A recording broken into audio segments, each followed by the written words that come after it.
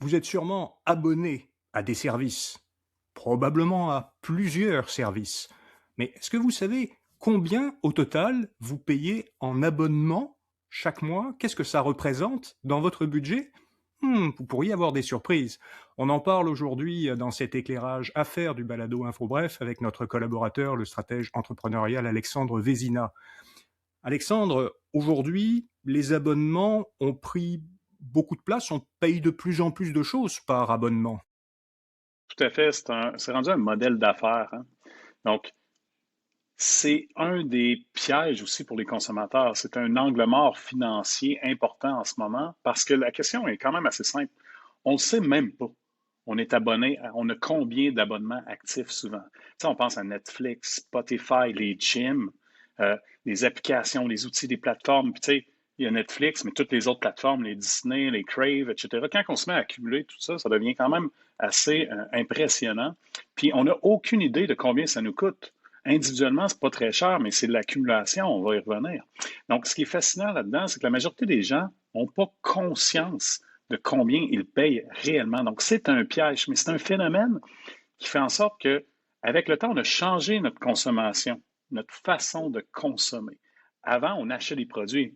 À l'époque, on achetait des DVD, des Blu-ray, les films directement, tandis qu'à ça, on a comme une plateforme d'abonnement pour pouvoir choisir en continu. On s'abonne à des services au lieu de consommer des produits. Donc, on ne possède plus vraiment les choses, mais on paye pour pouvoir y avoir accès autant au divertissement, au logiciel, à de l'entraînement, à de l'alimentation, même certains services aussi au quotidien qui reviennent.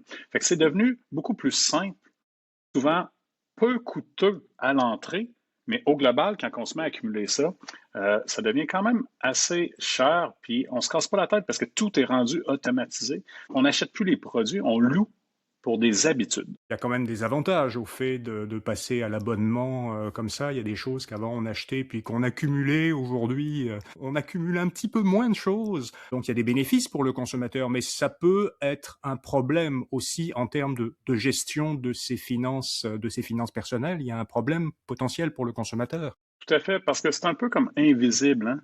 C'est un coût qu'on ne voit pas. À l'époque, supposons, on allait acheter, moi je suis un ancien musicien, je me plais à dire ça, donc on allait acheter un CD de musique, hein, au complet physique, puis etc., pour pouvoir l'écouter. Avant, c'était des cassettes, mais on l'avait, on payait une fois, on accumulait notre argent, on le payait, mais on le possédait. Tandis que là, maintenant, on n'en achète plus ou presque plus pour le posséder, on achète l'accès à. Fait que le coût est peu coûteux parce qu'on a accès à plein de choses, une grande variété. Fait que c'est la facilité, c'est super intéressant pour les consommateurs, mais il y a quand même un coût rattaché à ça. On parle de la musique, juste Spotify. Mais le frais, si on l'annualise, mais ça devient quand même assez impressionnant. Fait que c'est l'accumulation de ces éléments-là. Puis souvent, on n'est pas conscient. Le coût de la vie augmente, mais nos dépenses augmentent aussi. Avant, les gens se faisaient un budget, il y en a qui en font encore, on s'entend, mais se faisaient un budget en fonction de certains services, certains niveaux de divertissement, etc. Tandis que là, ben, on prend pour acquis, ça passe sur la carte de crédit, puis on ne le regarde même plus. Fait que, tu sais, un abonnement à 9,99, un autre à 14,99, il y en a un autre à 8, il y en a un autre à 20. Il n'y a rien de choquant, mais c'est cette accumulation quand on se met à additionner tout, mais là, ça arrive à 150 par année, 200, 300. Puis là, si on les accumule, finalement, ben, ça peut représenter quelques centaines de dollars, finalement, par mois. Puis j'exagère pas tant que ça. Quand on se met à tout calculer, qu'est-ce qu'on paye? Donc, c'est rendu comme une espèce d'automatisme. On n'y pense plus après ça, hein? Parce que l'abonnement coûte pas cher quand on le regarde mensuellement, mais quand on le regarde sur l'ensemble de l'année, ben, on pourrait se poser la question de Pierre-Luc McSween, en as-tu vraiment besoin? Si on achète autant d'abonnements, si on paye autant de choses par abonnement, ça n'est pas vraiment au départ, j'ai l'impression, une demande des consommateurs. On s'est pas levé un matin en disant: «Bah, tiens, on préférerait, s'abonner plutôt que d'acheter un produit».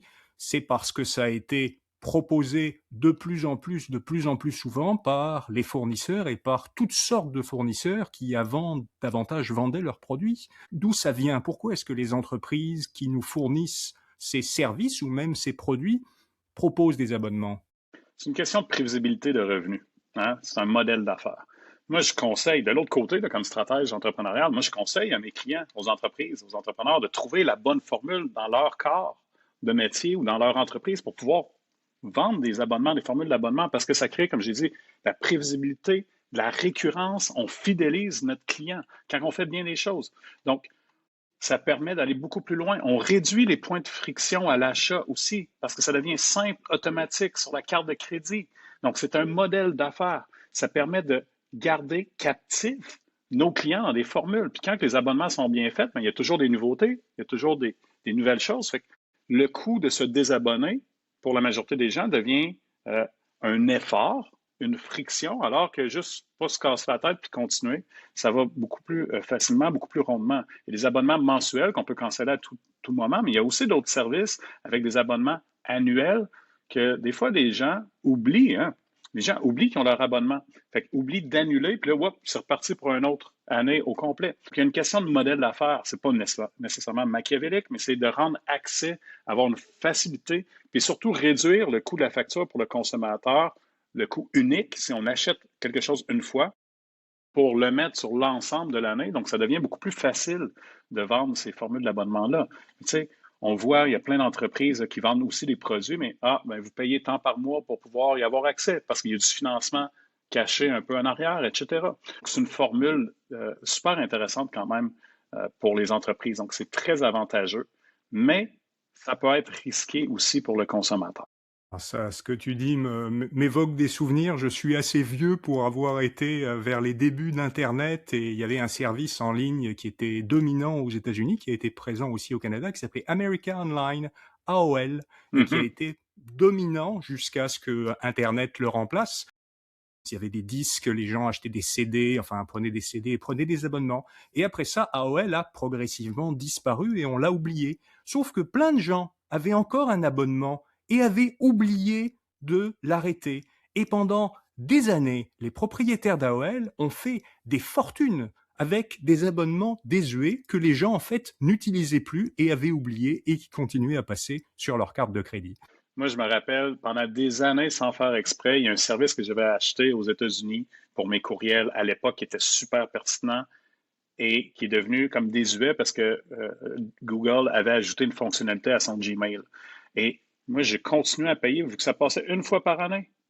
Puis quand j'arrivais pour me désabonner, bon, il était trop tard. Fait que là, tu sais, tu te mets un rappel, mais il a fallu que je contacte la compagnie de carte de crédit pour faire annuler finalement ce type d'abonnement-là parce que je n'étais pas capable de l'annuler.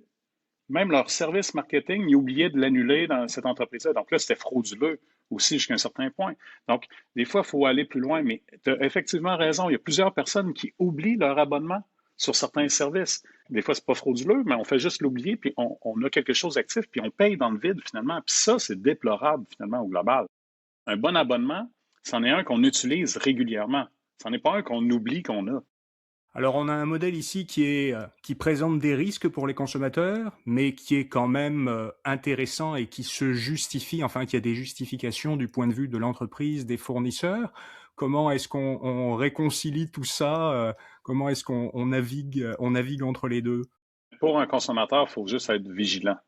La première chose à faire comme consommateur, là, ça vaudrait peut-être la peine là, de faire l'exercice cette semaine pour nos auditeurs, là, de prendre leur carte de crédit puis regarder c'est quoi leurs abonnements.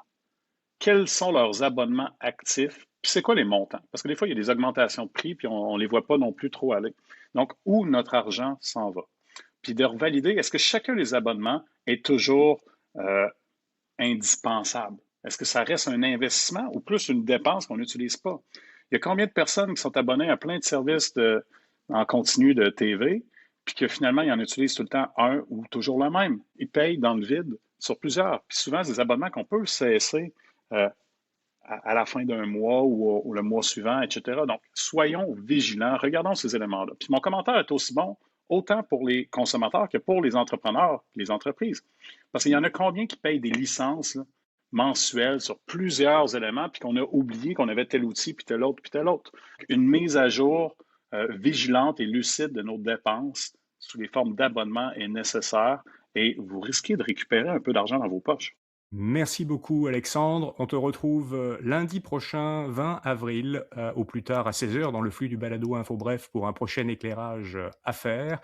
Et puis si vous êtes abonné à l'infolettre Info Bref Matin, vous verrez cet épisode promu le lendemain, mardi matin, dans votre infolettre. Vous trouverez les liens vers les infolettres, notre balado et le site d'Alexandre dans les descriptions de cet épisode. Merci beaucoup, à très bientôt.